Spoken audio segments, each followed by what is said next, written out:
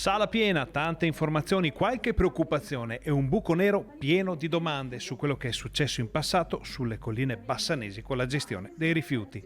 Sono questi i temi della serata sui PFAS in San Michele, organizzata dalle opposizioni cittadine. Una serata ricchissima di contenuti di valore, di approfondimento sul tema dei PFAS, sulla storia del nostro territorio, sulle colline bassanesi. Si è parlato ovviamente dei PFAS dal punto di vista chimico e fisiologico, ma si è parlato anche di storia e di territorio. Abbiamo capito cosa sono i PFAS, abbiamo capito cosa generano nelle persone, se assunti. Nel corso della serata è stata costruita una mappa geografica e storica di un territorio che in passato, qualche decennio fa, ha visto accadere cose che oggi sarebbero inaccettabili.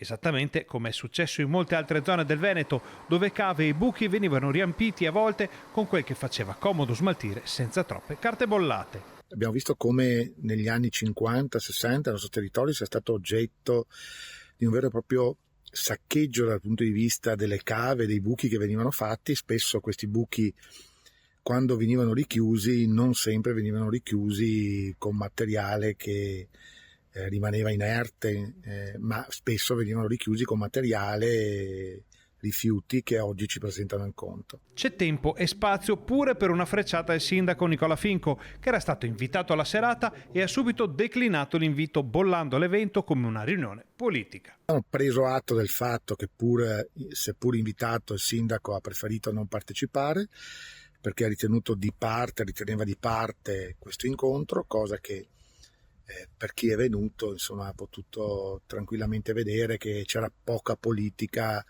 e molte persone, molta partecipazione. Il materiale raccolto verrà impacchettato e spedito ai referenti del tavolo tecnico sui PFAS in San Michele, convocato dall'amministrazione comunale. Le invieremo come consiglieri comunali e faremo alcune domande, alcune osservazioni e chiederemo delle risposte. Visto che c'è un tavolo tecnico, noi porteremo le nostre considerazioni e chiederemo delle risposte a nome di tutti i cittadini.